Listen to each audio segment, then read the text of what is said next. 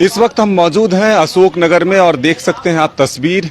ED की छापेमारी लगातार जारी है और अब यहाँ पर फिर से एक बार नोट गिनने की मशीन मंगाई गई, यानी कि दूसरी बार इतने बड़े रकम मिलने के जो अनुमान थे वो अब सच साबित होता हुआ दिख रहा है। और ईडी ने यहाँ पर नोट गिनने की मशीन मंगाई। ये आवास है विशाल चौधरी का, कारोबारी विशाल चौधरी हैं। एक साथ 6 से अधिक जगहों पर आज फिर ईडी ने छापेमारी की है।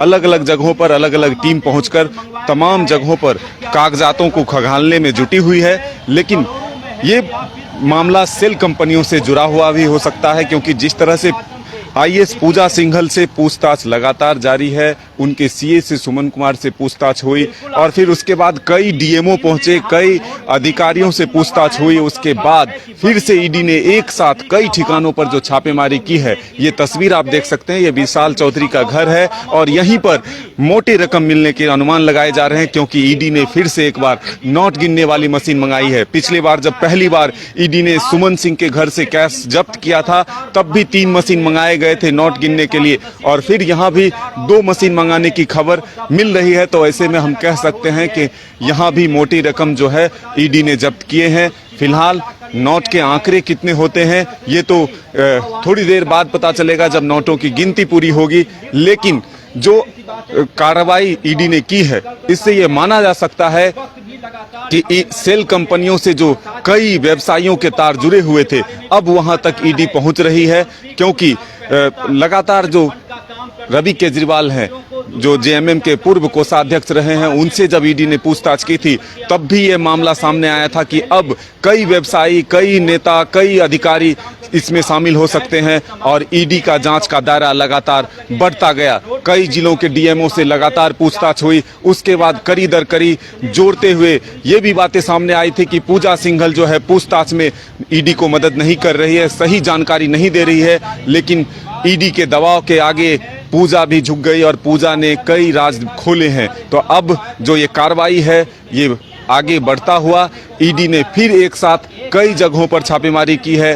ओक फॉरेस्ट में भी छापेमारी चल रही है और ये विशाल चौधरी अशोक नगर के रोड नंबर 6 में विशाल चौधरी के आवास पर फिलहाल इनके दफ्तर में छापेमारी चल रही है। और जो अनुमान थे कि मोटे रकम ईडी जब्त करेगी, वो अब सच साबित होता दिख रहा है, क्योंकि यहाँ भी अब फिर से नोट गिनने वाली मशीन मंगा ली गई है। हमारे सहयोगी करिश्मा है, इनसे जानते हैं। सुबह से लगातार ये ईडी की छापेमारी को अपडेट कवरेज कर रहे हैं। क्या करिश्मा, क्या जानकारी मिली, कितने जगहों पर लगभग छापेमारी चल रही है? रांची में अगर बात करें तो 6 ठिकानों पर एक साथ ईडी की जो छापेमारी है वो एक बार फिर से तेज हो गई है। इस वक्त आप देख सकते हैं कि विशाल चौधरी के आवास में भी ईडी की जो अधिकारी है वो इस वक्त मौजूद है और छापेमारी हो रही है। लेकिन इस बीच एक बड़ी और महत्वपूर्ण बात यह है कि इस वक्त जो नगद गिनने की, आपको जिस तरीके से याद होगा मदन की, जब सुमन कुमार के घर जब नगद कैश बरामद किए गए थे, तब वहां पर भी मशीन मंगाई गई थी। और इस वक्त भी जिस तरीके से हम आपको तस्वीर लगातार दिखाने की कोशिश कर रहे थे कि विशाल चौधरी के घर भी इस वक्त नगद गिनने वाली मशीन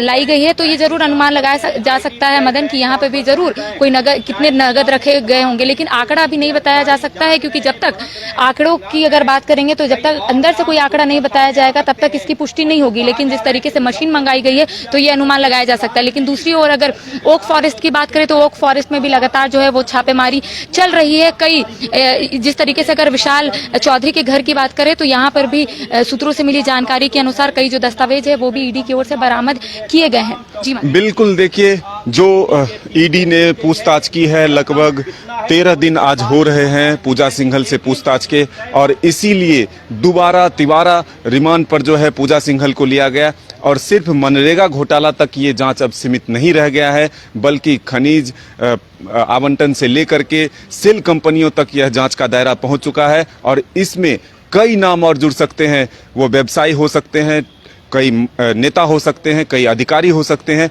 और आज की जो कार्रवाई हुई है ईडी की, इससे समझ सकते हैं कि 6 से 7 टीमें जो है सुबह पहुंचती है और सभी जगहों पर एक साथ दबिश बनाती है। और इस वक्त जो तस्वीर है वो अशोक नगर के विशाल चौधरी के आवास से आप देख रहे हैं।